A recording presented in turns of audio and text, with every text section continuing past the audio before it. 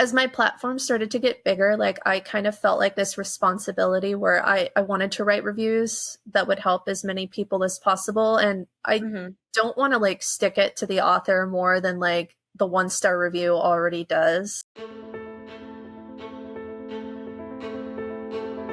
Hello, readers. My name is Charity, the host of Booktrovert Reader Podcast. I'm introverted, but willing to talk about fantasy books. On this podcast, I'll do book reviews, author interviews, and fantasy book discussions. Come join me every week as I explore new realms and talk to amazing people.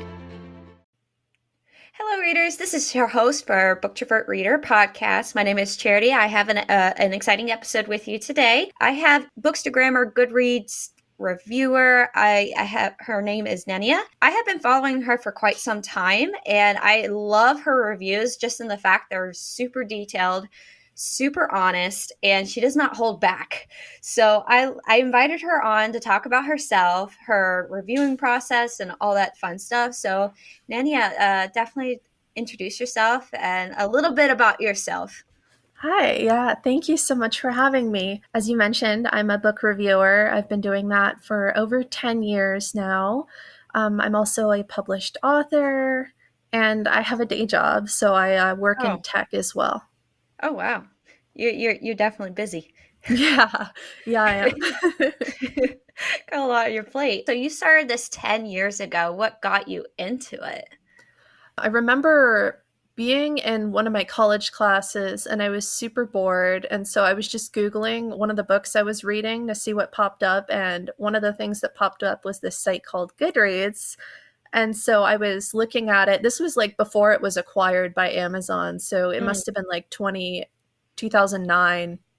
And I was just reading reviews and I was like, wow, people are really funny. I want to do this, but I was like really scared. So I was a lurker for a couple years, and then I signed up and made an account, and I got really into it because everyone was so supportive.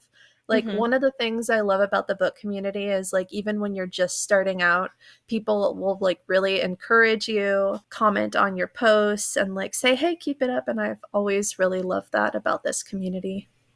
Yeah, I think that's the first thing I've noticed too as well, because I was super scared to get on to Instagram. I've never owned an Instagram until to Bookstagram. And that's what I've noticed. It's really positive, really supportive. Yeah. So that's pretty cool. I noticed when I first reached out to you, you said at heart, I love romantasy. What other genres do you like to review? Oh, that's a good question. I'll read pretty much anything. I don't like really dark horror. Okay. So anything where like I'm afraid the main character will die or bad things will happen to animals. Like I'm not about that life.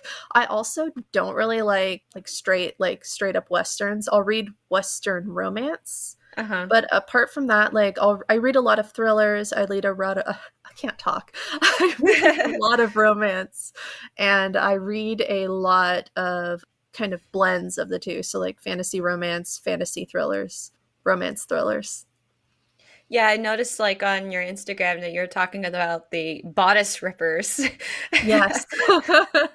That's a whole other ball game, I think, when it comes to romance.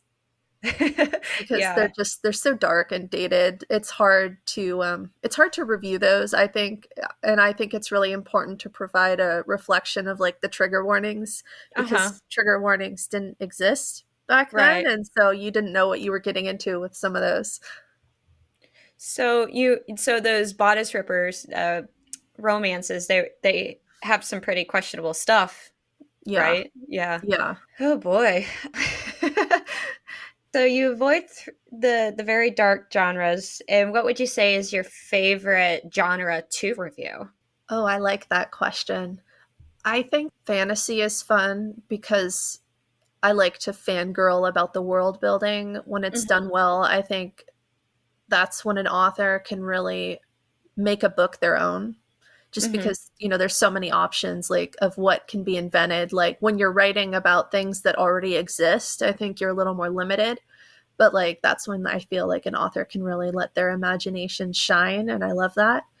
I also really enjoy reviewing romance, obviously, because Mm-hmm. it's nice to like see people fall in love. And I know one of the criticisms of the genre is like, well, you always know how it's going to end, right? Like there's always an HEA or an HFN, but like I think Mm-hmm. that's kind of part of its brilliance too, because like the ending is always the same, but getting there, like the roadmap is always different, and that's kind of what I love. How do you feel about third act breakups, as what they call them? Oh man. I'm not the biggest fan. I think sometimes it works, but I think it's kind of obvious sometimes when the author is just throwing it in there for drama, and I don't like that. Especially like if Yeah. they seem like reasonable people up until that point, and then suddenly they're like, time to be unreasonable. It's third act breakup time, and I'm like, no, what are you doing? I like how you say that they're reasonable up to that point, and you're Yeah. just yeah, it does make no sense. All of a sudden, they just don't want to communicate and they break up. Yeah, what's with that? Should have a discussion. Yes, sit down and talk like mature adults. Because this is like, I know you mainly review romance, but in regards to fantasy, do you have a favorite trope when it comes to fantasy, and in your least favorite trope in fantasy? Okay. Hmm. Mm, That's a tough one. I think I really like portal fantasy because that's kind of what I read as a kid. So like, like someone from our world walks through a door or a mm, wardrobe or whatever and ends up okay. like in magic land. I really Okay. enjoy those just because I feel like the character is kind of playing like the straight man to like this fantastical realm. And so like Hmm. you're kind of experiencing it through their eyes, which makes it much more vivid and intense. I also really enjoy historical fantasy because I feel Okay. like historical fantasy is also kind of like another world to us because it was so long ago in the past. And so having that with like a magical overlay can just be really like enchanting and amazing. I haven't come across a really good historical fantasy Oh, lately. I haven't. I've been getting a lot of ones I don't like. Is there one that you would recommend? Because I'm, and just for myself, you know. oh, I love this question because yes, I have so many. Um, so I just finished reading this series by Susan Crenard. It's called the Fane series, Okay. Fane, and it's Okay. basically like Regency and Victorian England, where the Fae are kind of like living among us, like Okay. partially in this world and also the next. Okay. It's really well done. You can tell like she loves like the legends. I think the first book is called The Forest Lord, and the main character is actually this real Celtic figure. Hearn, I Hmm. think is how you say his name. Hearn the Forest Lord. He has like the antlers. You've Oh, probably maybe seen pictures of I men in seen antlers. pictures. Yeah, Yeah. so that's Hearn, and that's the love interest of that book. And then there's another good one by Edith Layton. It's called The Enchanted Bride, and it's basically like Twilight, except Edward is like a fairy, and Okay. like he is hiding something from his bride that's kind of like Bluebeardy, like he's not Uh-huh. telling her something and she's like afraid of what it is because his sister's like who's a lot like Alice actually from Twilight, kind of like, peppy. She's like, Hmm. "Oh, he's hiding something. Like ask him what this means. Ask him what this means." And she's like, "Oh god. What have I married into?" It's really good. So you brought up Twilight, and Mhm. that's an old school. I mean, it's at that point old school series. What was your thoughts about that? They've changed because I actually read it for the first time when I was still a teenager. So Okay. kind of outed my age there for a bit, but I know I was a teenager when I read it, so okay, that makes me feel better. So yeah, I read it when I was a teenager and I distinctly remember staying up all night on a school night to read it because I was like I have to find out what happens next.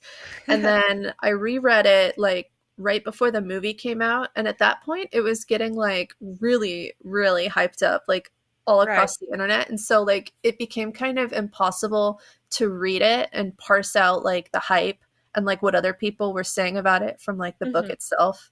And so I liked it less that time, I think, because I kept kind of imposing other people's thoughts into the text. But then I read it recently and I'm like, it's harmless, it's fun. Like I feel like it just became like this zeitgeist of the times, and so like Hmm. it was almost like it became more about the book, if that makes sense. Because the movie is behind you, kind of in a way, and the hype is done with it a little bit. Yeah, and there were just all these think pieces and like people like saying, "Oh, this is what it symbolizes, this is what it means." And I'm like, "Can it just be a book?" So I think rereading it and just trying to take it at face value made it almost as fun for me the first time I read it rather than like the second time reading it during all the hype. I don't know. I was like, in my teenage, I was the first one to read it, and I was trying to tell people about to read it, and they're like, "No, we just vampires," like they looked at No. me funny. And next thing you know, everyone's reading it, and everyone's like, "Yeah, you need to read it." I'm like, "Uh-huh." So you were like the cool girl, the OG, like you I was read the it before the OG. hype. I Yeah. love that.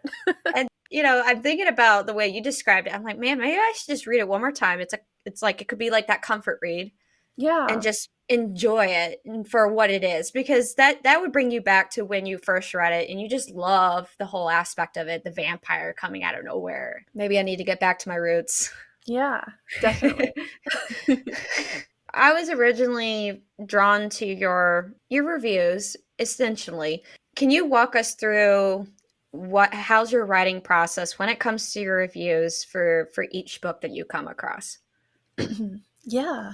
So I guess I kind of follow like the old essay format that I learned in like grade school where they're like you need an introduction and then Mhm. like a body and then a conclusion.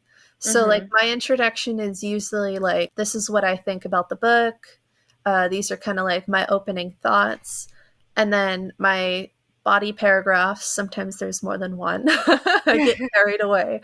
I try to like kind of substantiate the rating. I'll introduce the body paragraph with like a brief summary of the book, and I try to keep it spoiler free. Sometimes I can't do that, so I'll have like a bolded section right Right. before where the spoilers are because I know some people don't want that. And then I'll end the summary with kind of my thoughts relating to what happened in the book and how I personally felt about it, and then kind Mhm. of like a conclusion. And sometimes what I try to do, because I don't want people to kind of see my review as like the be all end all. I know like that happens sometimes when people Right. respect a reviewer. They're like, "Oh, I'm not reading this because you didn't like that." And Mhm. I don't want that for people just because like I'm weird, I'm different, like everyone is different and they might really enjoy the book. So I'll try to like recommend it to like people like or the audience that I think would appreciate it. Like if you Mhm. like X book, you might like this, or if you don't mind this trope, you might like this, cuz I think for someone reading a review, it really helps to understand what put the person off because that might be an auto buy for someone else. I've been like really questioning my reviews lately because I even found a book that I liked that nobody liked. Oh, So, nice. so those are gems. And yeah, it's like we have to like be careful because we have this ultimate responsibility whether someone reads a book or not, depending on how loud our opinion are. So, do you write notes or quotes or anything about your book reviews to help you remember what you wanted to write? That's part of the reason I post so many status updates when I'm reading a book. It's kind of like for my own memory. Uh-huh. Otherwise, I won't remember. I used to take paper notes. I don't really do that anymore just because I don't have the time to like keep a notebook and write while I'm Uh-huh. reading. So, like, I usually will just, as soon as I finish the book, if I'm near a computer, I'll write the review because Mhm. otherwise I will forget. Yeah. Sometimes if I'm feeling conflicted or if a book made me really angry, like I might wait a while because I don't want like the anger to kind of poison my review. I want to like, Mm. cool down and like think about what I read and then write it with like a cool head. It sounds like you approach it very objectively. You I try to. try. You try. I try, but no one can be objective with like a review. It's all subjective. I just Right. try to be like, Switzerland? yes, that's a good example. The Switzerland of reviews. Yeah, I mean, that's what I like a lot about your reviews is that I could go to it and get a very straight up honest response to the book. Some people they can be really brutal with their reviews and they won't say why they didn't like it. Does that bother you at all or you just don't read those, or how do you handle those? I mean, I'm not gonna lie, I kind of used to be that person. Oh, give me the tea. I mean, I just I think it's easy, like maybe when you're not having like when you're in a bad place of mind, or if you've Mm, had a bad day, it's easy to kind of pick up a book, and if you're not enjoying it already, it's easy to kind of just read it and like be really hateful. I don't mhm, think that's maybe the best approach, but I don't begrudge people for doing that because I understand it could be cathartic and sometimes maybe you really hate the book or found it like really harmful or whatever. mm, And so I think, a valid opinion is a valid opinion. I mm. just Okay. don't think they're necessarily very useful for other people unless they already feel that way or maybe they find it like entertaining or funny to read your rant. As my platform started to get bigger, like I kind of felt like this responsibility where I wanted to write reviews that would help as many people as possible. And I Mhm. don't want to like stick it to the author more than like the 1-star review already does. I think, it already sucks when you get a 1-star review. So I don't want to make it like more painful than it Right. needs to be. So that kind of changed my mindset as I got older. I'm like, life is short. Like, want to write helpful reviews and focus on like the books that I love rather than the ones that I don't. Did being an author, a published author yourself, kind of help you also with your reviews? You kind of understand where, the other side of perspective, understand where you're coming from, being the receiving end of reviews. My 1-star reviews that I get don't really bother me too much just because like I get that it sucks to have to write them also as much as it sucks to receive them because you don't know how Hmm. the author is going to react necessarily or like their fans might attack you and so that sucks. Hmm. Like I don't want to add to that. I try not to look at them anymore. I used to compulsively. Now I don't just because not my business. Right. I think people sometimes think that you need to write in order to write a good review. I don't think that's necessarily true any more than like you would need to be a chef to understand whether or not a dish is good. I think Hmm. all that really changes is that like if you're a writer, you understand some of the more technical elements of like storytelling and writing. And so Hmm. sometimes like I could kind of speak to that in my reviews. I could say like it feels like maybe they had a third act problem or they introduced these plot holes that I kept waiting for them to like tie into the plot in some way and they didn't. They were kind of just like loose threads. And so that was like a little bit disappointing. But I try Right. not to mention my writing experience too much in my reviews because I feel like that kind of adds into self promotional territory. Like Hmm. I don't want to be like I could write this book better than you because chances are I couldn't.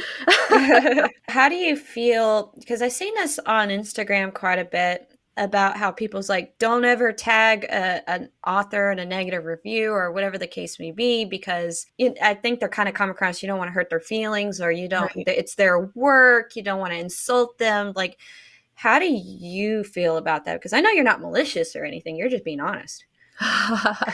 I used to tag people in 3-star reviews and up just because I thought they could use them to promote or whatever. Hmm. Then I found out that people sometimes think of 3-star reviews as negative reviews. Right. So I just stopped doing that point blank. Now I only tag authors in like 5-star reviews or really Oh, popular 4-star reviews.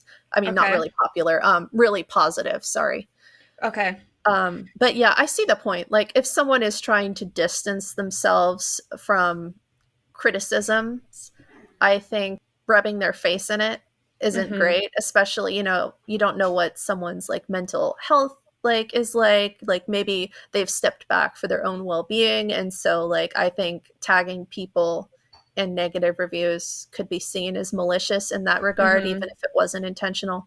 So I get it. I think sometimes people who do that should be called in rather than called out, especially if they're smaller creators, just because Hmm. I don't think it's necessarily right to put people like on the spot if they've messed up and didn't know. I understand the argument for that. I think I used to like be that way. It's like doesn't matter. I might tag, or I just say, hey, this is a 3-star or a 2-star or whatever the case may be. And I think I started evolving over time, like you kind of did. I just like, I'll take it privately to Goodreads and let them know in my review, but I'm not going to shout it out to the social media that, hey, this is a bad book. So Right. I put in NetGalley like, hey, I don't believe in on my social media bad reviews, so I will only post it if it's a 4 or 5. Right. So I just think I just want to hear other people's perspectives on it, and I like how you're approaching it because I never thought about the mental health perspective of it. Yeah. I think if you get an arc and you want to promote the author and tag them in something, but you didn't like the book, like you could take a nice staged photo of the book and be like, hey, this is coming out. Like, look Mm-hmm. at the cover. It's so pretty. And then you Yeah. tag them in that and then post the review elsewhere. I've done that before. Right. I think what you don't want to do though is if someone writes a negative review or if they do one of those posts, you don't want to tag the author in it as a reader. I call it like narc tagging, like Ooh.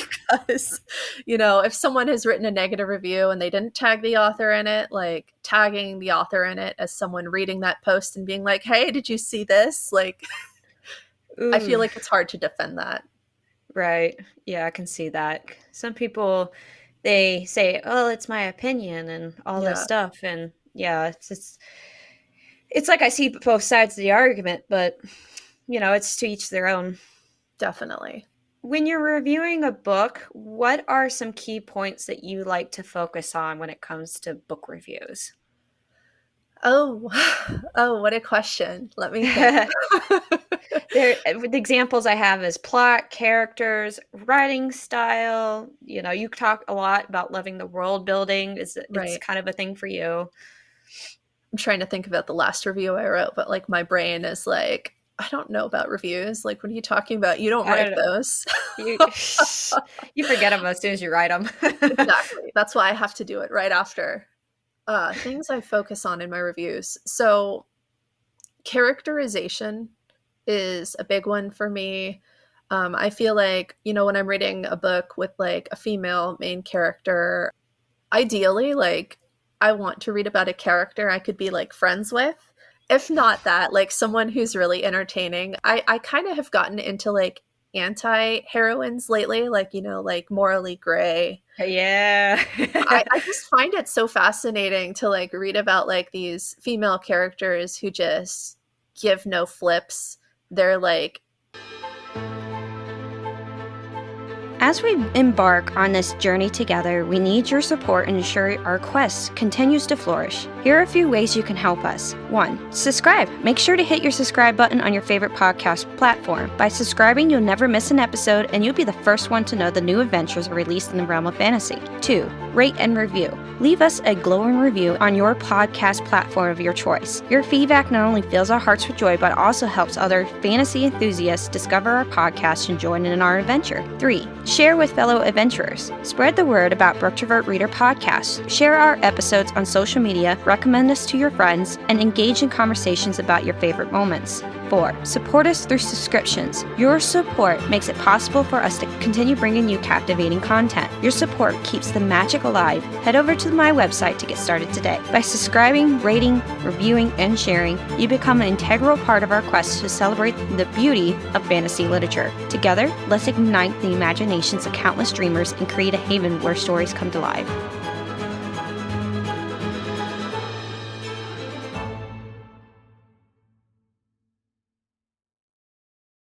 there to do whatever and like Mm-hmm. God help anyone who gets in their way. It's just so different. And I feel like you used to not be able to find a lot of characters like that weren't like, men characters. So it's really great to see like women kind of owning the day. Yeah. Regarding plot, I guess I really like suspense. I like high stakes, especially like emotional stakes. Mm-hmm. I really like books that have like a huge psychological element to them. So, someone who's neurodivergent, someone who's like overcoming trauma or like Okay. tackling something from their past. I majored in psychology, so things like that are always really, really interesting to me, especially when they're well done. Gosh, what else do I like? Anything that's different. Like, I really appreciate it when authors try to break the mold. If I see a book with a low rating, I actually want to read it more just because I always wonder if maybe the author just couldn't find their niche. I think sometimes when you're writing experimental books, it can be really Mm-hmm. hard to find your target audience. And Right. so it's exciting to me to see an author who tries something new and see if it works for me, and then I can talk about it and maybe help them. Help getting in front of more people and Mhm. more of their target. Yeah, I can see that. It comes down to marketing sometimes Mm-hmm. because people will make like these false dichotomies where they'll be like, oh, this book is like X meets Y. And Mm-hmm. like the two comparisons will just be totally like kind of a reach. And Mm-hmm. so anyone who is a fan of either of the two things mentioned in the copy will be disappointed. So Yeah, I think there's like this like push and pull when it comes to marketing is like you want to capitalize on something relevant, but what is relevant maybe isn't always relevant to you and your work. I think there's this book recently published. They said like it's a comparison to Sailor Moon, Oh, and then interesting. people, yeah, it sounded interesting, but then the people are like, there's no relevance to Sailor Moon in there, so it Huh. it makes it. I'll have to send it to you if you're interested, but Yeah, I am. I love Sailor Moon. I know I love it too, but I was afraid to read it at that point because a lot of people kept saying the same thing, and that's why I was drawn to it in the first place. That Um, was how I got roped into reading Cinder by Marissa Meyer. oh, I really? don't normally like read like a lot of YA, but someone was like saying it was like moon princesses and like Sailor Moon influence. And I'm like, well, now I have to read it. And it was actually pretty good. So it was like one of those like experiments that paid off. You never know what you'll find. Yeah. Are there any book reviewers or critics who have influenced your own reviewing style or approach? Yes. Yes. Actually, one of the creators who probably influenced me to review is Lindsay Ellis. Okay. I had been following her since her like nostalgia chick days. That sounds so creepy. It makes me sound like I'm like outside her window. Like I was watching her Hello. videos since her nostalgia chick days, and then like she became kind of like her own reviewer. And Uh-huh. I think she has like a film degree. So like I loved like the technical way she would analyze like children's movies or like musical theater. I just Mm-hmm. thought it was like such an interesting way to talk about those books that normally generate like a huge emotional response. I really admire Emily from Goodreads. So like Okay. the Emily, she writes really level-headed, kind of even-keeled reviews, and I really like Mm-hmm. her writing style. I feel like it's very informative. And then on TikTok, which I just joined, I Uh, really admire Chelsea Ebooks and Babity Kate. I think they both mm-hmm. do a really great job deconstructing media that's geared more towards women, which often isn't taken seriously when it's Mm. reviewed by like major outlets or critics. But they do a really good job kind of showing the validity of the mediums while also kind of talking about why it's fun and why it's relevant. Yeah, I just literally joined TikTok yesterday and I'm Oh, like, oh, wow. I'm struggling. It's hard. I It's joined like hard. 2 months ago and I'm like, I have to show my face to people. Ew. I know, and it just like I don't it's just a whole new beast. So Suck down the video rabbit hole, just like watching for hours.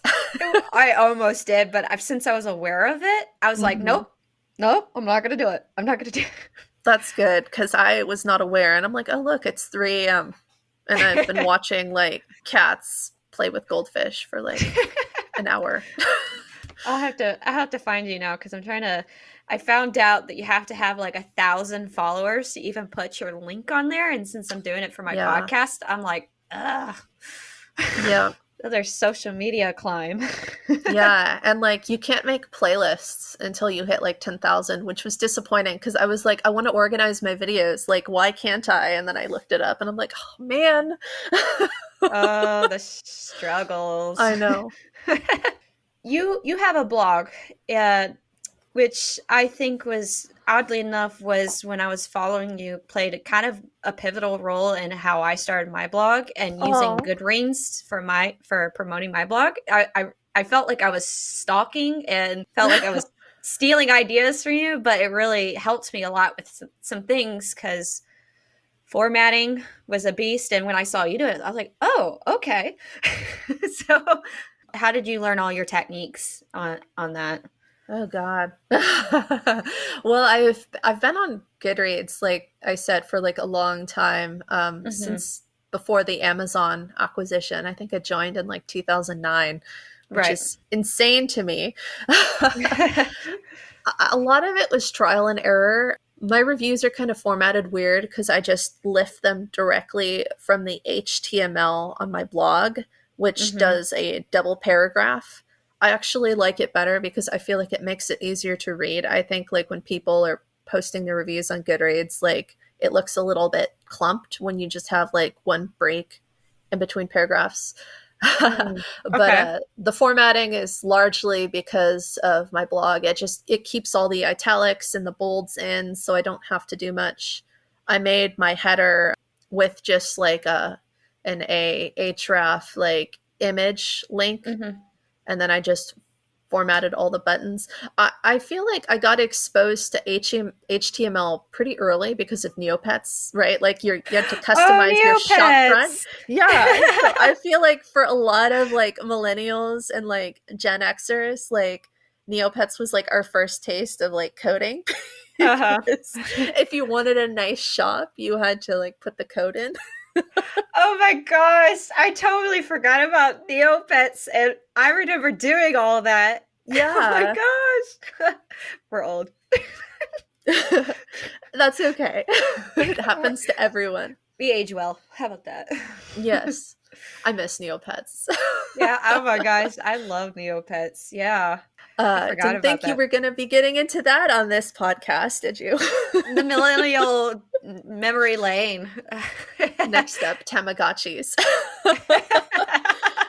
But I feel like a lot of just like my review formatting was trial and error. I feel like I kind of got into organizing my reviews like essays just because it helped the flow of my thoughts better. I feel Hmm. like having something to channel your thoughts towards keeps it from becoming chaos. Chaos can be fun, but not when I'm trying to remember what I need to do. Yeah, it's I think that's the biggest battle. I used to do like review to come, and now I'm getting to that point where I'm like, I if I don't review this soon, it's never gonna come. Review So, to come is like the biggest lie that readers tell themselves. there's times I want to be just the advocate. There's people Hmm. who put review to come, and it's like 2017 when they wrote Yeah. that, and I'm like, when is the review coming? Yeah. It's like, but where is it? I want to know. I want to know why you put it that star. Especially like if it says like, oh man, I have some thoughts, review to come, and then you see like a 2010 stamp and you're like, wait, I'm invested now. Maybe I'll one day do it, but I don't. I poke a bear. It's not my thing, though. Right. Do you have any favorite books or authors that have inspired you as a reviewer? Oh, wow. Inspired me as a reviewer. Well, so it's weird because I mostly read romance and fantasy Mm-hmm. now, but when I was starting out on the platform, I read a lot of literature. I was mostly only reading like literature and YA. Mm-hmm. I feel like I was kind of influenced to talk about those books because I felt like I had to be like culturally relevant. Like I think I was doing the 1001 books to read before you die challenge. I don't Oh, know if you've heard of it's like this I've heard list. of it. Yeah. Yeah, so I was doing that. That wasn't really fun. I found I didn't really enjoy most of those, but they were very dry and some of them were really dark and depressing, which I did not like, but I was like I have to read these. I was coming from this point where I felt like what you read kind of had to substantiate your intellect, because that had kind of been drilled into me, like in school, right? Like when they teach you books, they're like, we're teaching you books that are relevant, that are going to be like important for you to like navigate society with, and like understand important cultural references in media. And I didn't like that. So then in college, I kind of got into romance because it was like an escape from all the heavy research papers I had to write. Because like when you're writing a 10-page essay on the structure of the eye and all its functions, you don't want to read James Joyce when you finish the freaking essay. And then I kind of learned like cultural relevance is like what you make of it, and like anything can be culturally relevant just depending on like what culture you're in, or like what culture you're making for yourself. And I learned that I really love romance, and I feel like it provides a lot of value, like emotionally, psychologically, and intellectually. And so that kind of empowered me to write more reviews, because I was reading more of what I actually loved. That's really good. I like that. I think I told someone this, that I started my podcast with fantasy specifically because I never get burned out on fantasy, but I can get burned out on all kinds of other genres. So I can see that if you're passionate about a certain genre, that it would help you keep moving forward. There's 2 questions I want to ask. Hopefully I remember both. One is, do you like to read things that are popular on Book Talk, Bookstagram, yada, yada, yada? Do you like to read those, make sure you're staying up with the times, or you kind of ignore it and takes time before you read it? Or how do you approach all that? I don't think there's like an easy answer to that, because I picked up Fourth Wing because I literally could not look anywhere without seeing someone like waving that book at me. And I was so afraid to pick it up, because hating on a book that's popular is never fun, because one, like you're at odds with all your friends, and two, everyone's like mad at you for like harshing their like book mellow. And it's like you want to be honest, but also like not be the buzzkill. I actually love that book. I feel like a lot of the negative criticism it does get is because people went in with elevated expectations because of what people were saying. Because like book talkers, I think the problem with book talk is it's all about clicks. And so people will come up with these sound bites to market the book, but like kind of like what I was saying earlier, they might not be the best portrayal of like what the book is actually like.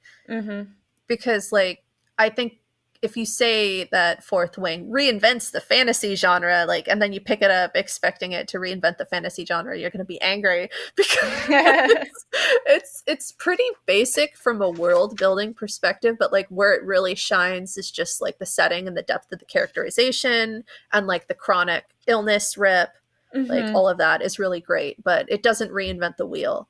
I will say hype marketing doesn't motivate me to read a book that I wouldn't pick up in the first place, because I'm at a point where I know myself pretty well.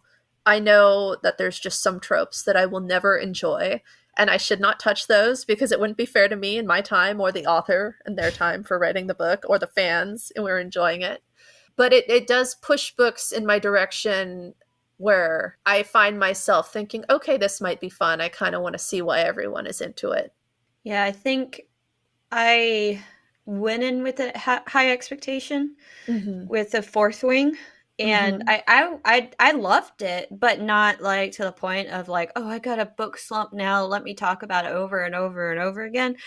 And I think I mentioned that one time in a Facebook group, and they deleted my comment. No. Yeah. Oh, that's not even like that critical. No, it wasn't. I'm just like, it was good. I not like I didn't like it. It's just like, would I say that I couldn't read anything afterwards? No. And I ordered a second book. I even said I ordered a second book. You know, I disclaimed to like, it's not like I'm hating this, but so pre-order club, same. Pre-order. Yeah, I have to know. But anyways, yeah. So it's interesting, because I noticed, like, because I'm getting into the world of like recommending books and trying to get in on social media, like the pressure to read what's popular is real. You want to be relevant. And I think with a site like TikTok especially, which is very algorithm driven, I feel like there really is a pull to review those types of books because otherwise no one's going to look at your content. Mm-hmm. Or you feel like no one's going to look at your content. I feel like there's a niche for everyone. It's just the problem is like the top layer is like what a lot of people scratch at. And that's like where you see the same 20 books recommended to you over and over again. I feel like you really have to kind of dig deep and search the hashtags and do like hashtag mining to find like the areas that you specifically might be interested in. And it's like, how do you build that platform based off of like not what everyone else is doing? You know, that's always the challenge. Yeah. That's what I've noticed. You know, I'm not trying to brown nose you here, but that's what I like about your platform on Goodreads is that a lot of times you do find those books that I never thought to pick up before, you know. Oh, so that makes me so happy. Yeah, I feel like there's something really special about finding like a gem that hasn't gotten like the accolades that it deserves. I try to like really focus on like retro and vintage, and I also try to read a lot of books by like people of color. I try to read like at least 2 a month. Usually I do more, sometimes less, but I feel like it's really important to like shine a spotlight on these books that like, you know, in the case of retro might be half forgotten or out of print, because that's how you get a good book in print again, is talking about it and showing that there's a demand for it, or like highlighting this book that's like, you know, about this like marginalized group or community, and like putting the author out there and making sure that they can reach their audience. I think both of those things are really important, and that's hard to do, I think, if you're only focusing on like books that are, you know, top 10 on TikTok. I mean, there are some diverse books. Like I've seen a lot of Kennedy Ryan on there, which makes me happy because I think she's great. I'm reading The Kingmaker right now by her, and it's really good. But she's like one of the few authors of color I've seen bandied about on TikTok pretty frequently, and that's a shame. Let me see. It's by Catherine Osaro. Yes. And you recommended that book, and I put it on my thing, and I was about to buy it on Thrift Books. And I was like, no, I'm going to hold off. And I swear, I found it at a library sale, and because you recommended it, I was like, I had to buy it. Yes. So, you know, because it is a pretty cover, and I'm like, people need to know about this. Did you read it yet, or is it on the to read list? It's on my to read list. It's a 500 million long. See, that's a series that's out of print, and it makes me so sad because it would really appeal, I think, to people who like Sarah J. Maas or Fourth Wing, because it's very romantic fantasy. The first book has the heroine who's actually the mother of the heroine in the second book. And I think the second book is better because it's a villain romance. Ooh, okay. But he's not like one of the unredeemable, like dark villains. Like I love dark romance too, but like he's like villain light. He loves conquering cities. Like he's kind of a warmonger, but like it's his only talent. And he's actually very awkward in person, like Mr. Darcy level awkward. So like when he's in this arranged marriage with like this tomboyish, like Tamara Pierce, like heroine, he doesn't know how to deal with her. So he's like alternately like super shy and like weird and like overprotective. And she's just like, you need to chill, my guy. And he's like, all I know is war. That's another thing. I'm looking at your Goodreads profile, and I have to ask, because this is a question I see quite a bit on Facebook and all this stuff. You have so far, you're reaching 300 books this year. You're not done yet. A lot of people want to ask, like, especially you have a job, like, how do you balance getting all those books read? I read pretty fast. I can read about 100 pages in an hour. Oh, wow. Okay. I've always been like that. I joke that like the reading portion of my brain like developed faster than like the math part. So like I can't count, but I can read really fast. I also always have a book in my purse at all times. I have multiple, like I have the Kindle PC app, so I'll read while I'm like waiting for like a video or a page to load, or if like I'm working on something and like I get like sidetracked, I'll open up the Kindle and read. I guess I just, you know, all those like spaces in your day-to-day where you're just waiting or like annoyed by something that's taking longer than it should, like I just cram a book into this space. So my wall of my life is just mortared with books. So do you buy a lot of physical books, or is it a lot of digital copies? Both. Like I Both? am an unrepentant book hoarder. I probably all told, like I know I have like 2,000 books on my Kindle right now, which is bad. And then I probably have at least that many in paperback hoarded around my house in various spots. Yeah, I think that's the one thing I'm trying to like justify my behavior, and then I don't know if it's a toxic trait, but I justify my behavior by people's collections. Yes, yeah. It's like, oh, well, they have like an entire room to hold their books. I'm not there yet, so I need to buy more. Yeah, you need to aspire. I like that. So, do you DNF books, or do you like to finish it? I DNF pretty frequently, and I Hmm. rate my DNFs, which some people really get mad at me about. But my argument is like, if you're eating at a restaurant and the food is just so unpalatable that you cannot finish the plate, like, you might give that restaurant a bad review, and you wouldn't have to eat the whole plate to like understand that the dish wasn't for you or that it was prepared incorrectly. And so Oh, I feel like if you're reading a book and for whatever reason it just wasn't your thing and like it didn't work for you, like I feel like it's valid to know that the book was so bad for you that you couldn't make it through. And I'm pretty honest, I'll say where I stopped. I okay. try to give it at least until 15%, but sometimes I Hmm. can't even do that. And the reason I used to force myself to finish, Hmm. because I felt like I had to, and I don't know why, because I'm not getting paid. Like, Right. reading shouldn't feel like work. I feel like unless you're like a professional book critic, like, it's not your job. So you should read what you enjoy. And if a book is no longer enjoyable to you, you should put it down and read something that is. Mm. And so I DNF with abandon just because like I found myself getting into like a lot of slumps when I Mm. was forcing myself to finish, and like I would use like good books as like rewards to get through bad books, and it just kind of felt like it was becoming toxic and not fun. Right. Okay. I might like adopt that myself because I have been kind of embracing the DNF life, Mhm. and it is like you said, being put in a book slump by pushing yourself to finish. I think I'll definitely consider that more, just being more front and honest and saying, "Hey, I DNF'd at this part," because I just don't want to pretend that I finish, and that's just Yeah. feels awful that way. I've definitely seen reviews written by people seemingly pretending that they finished the book, but then they'll say something that makes me think they didn't, especially if there's like a twist and Hmm. they don't mention the twist and they're like, oh, this book sucked because blah, blah, blah. And I'm like, wait, but that wasn't true. Wow. I think it's good to be upfront. And Hmm. I don't think there should be any shame in that as long as you're being honest. Right. Okay. And it's crazy you said like at least up to 15%, and that's where you That's just decide. my personal rule.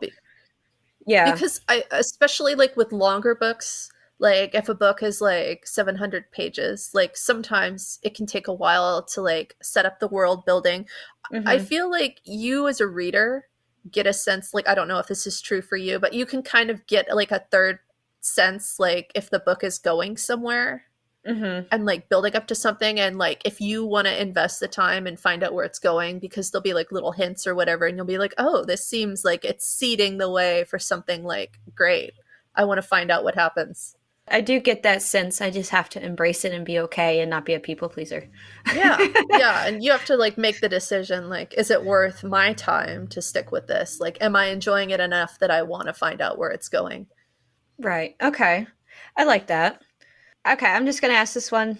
What ethical considerations do you keep in mind when we're reviewing books, particularly regarding potential conflicts of interest?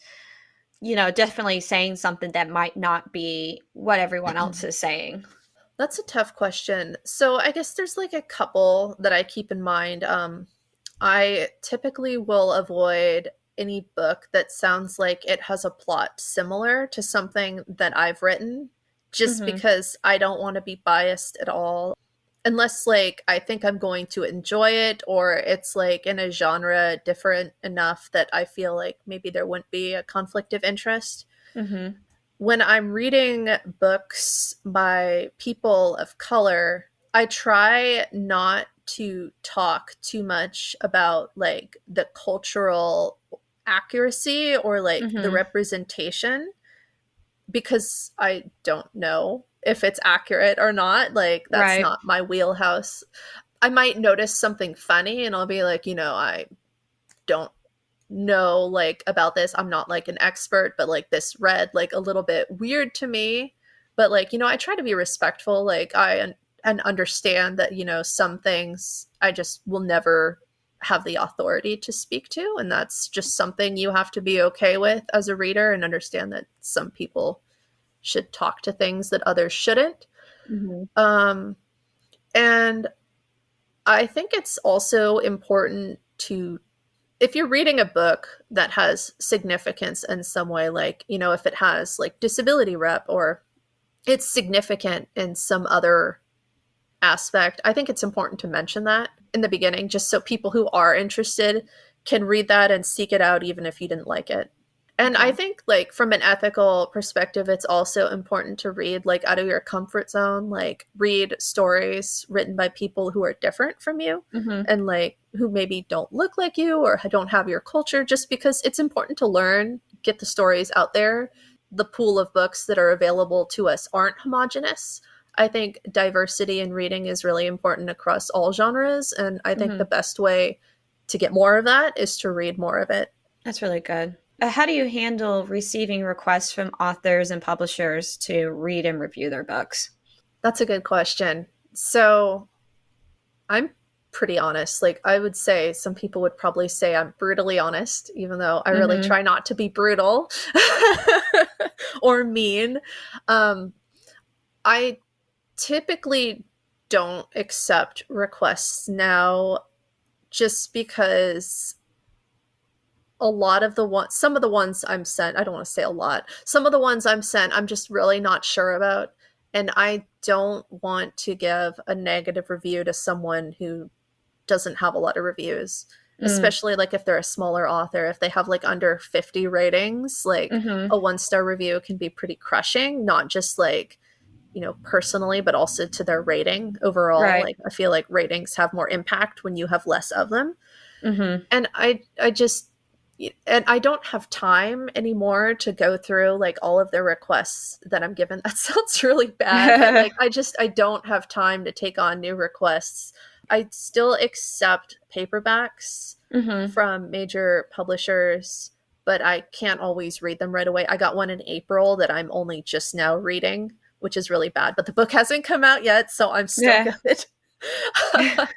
uh, it's difficult because I want to be supportive and encouraging, and I understand that it's hard, but I also am just like one person, and I'm not always interested in the prompts that people give me, or like I just don't think it would be a right fit.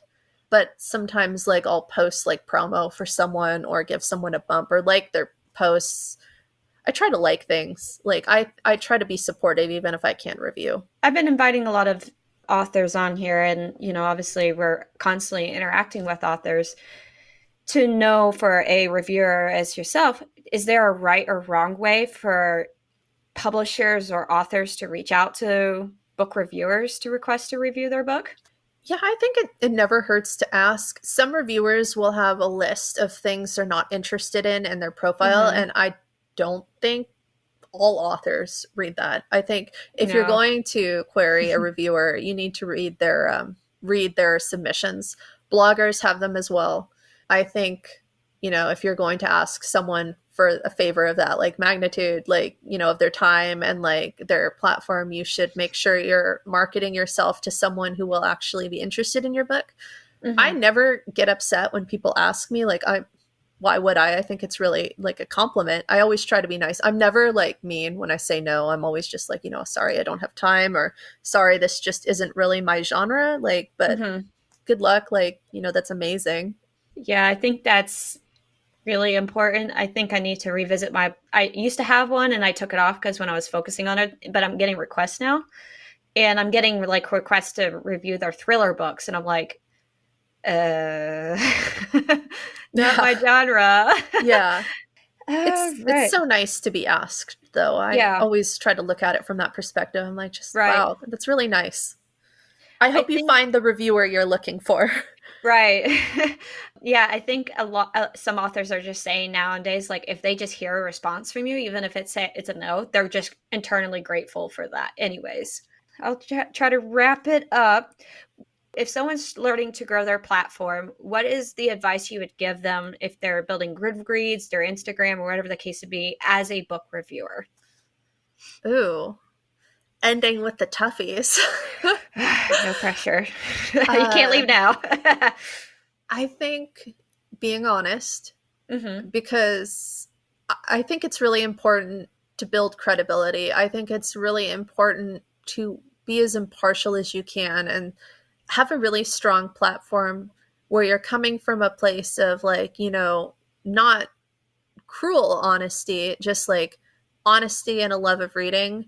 And I think being nice is really underrated, I think, in the digital age sometimes. But just, I think reviewing can be selfish. And I know I fall into this trap sometimes too, where I just, post the review and then people comment. Like I try to comment on other people's reviews too. Like if I read a book, like I'll go through all of my friends' reviews. I see one that's like particularly amazing. I'll comment on it and be like, oh my gosh, yes, like you said this better than I ever could. Like this is great.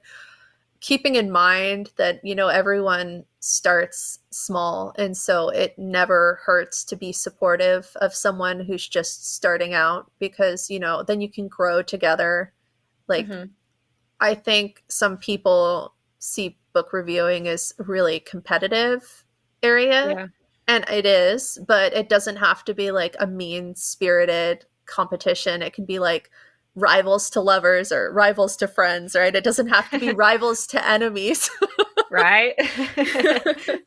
What would you say is your favorite fantasy book that you would no doubt left and right recommend? Oh, God. Poison Study by Maria V. Snyder. Ooh, I read that in college and I was just blown away. It was like, remember, I think it was just after finals and I was just drained and I walked to the library and I went to the young adult section and I was like, oh, this looks good. And I read it in like a day. It was so good. Just pure escapism, strong female protagonist, villainous love interest, enemies to lovers. Like she's a poison taster for this kingdom that is outlawed magic. And like her love interest is the poison master who has poisoned her to make sure she can't run away. And so she has to come to him for the antidote at the end of every day or she'll die. It's so good. I have that on my shelf and I've been meaning to get to it, but so is every other book. It's wonderful. Well, I have a lot to ask, but this is the end of the episode. Definitely tell people where to find you, what's your handles, just kind of the best place to find you to find your reviews. Yes, so I am Nenia Campbell on Goodreads. Just type my name in the box and I'll pop right up because I'm an author. Perk of being an author, right? And then on Reddit and TikTok, I'm Nenia Campbell, all one word, no spaces. And then on Instagram, I'm always bebooked with 2 E's in the B, like Bumblebee, because I love bees. Well, I'll definitely be putting all that in the show notes. Definitely check her out. At the end of this episode, if you love it, definitely subscribe to follow this channel and definitely give us a like. Let me know on Instagram your thoughts about book reviewing and what your favorite tips on how to review a book. So, Nenia, thank you so much for joining me. I loved hearing your experience and love hearing your perspective, and we'll have to do this another time. Yes, thank you so much for having me. Thank you, readers, for listening to my podcast on fantasy books. I hope you're enjoying the content and finding it helpful in discovering new books to read. If you have a moment, please consider leaving a review on your favorite podcast platform. Also, don't forget to follow me on Instagram at Booktrovert Reader to stay updated on new episodes and other book-related content. Thank you again for your support and happy reading.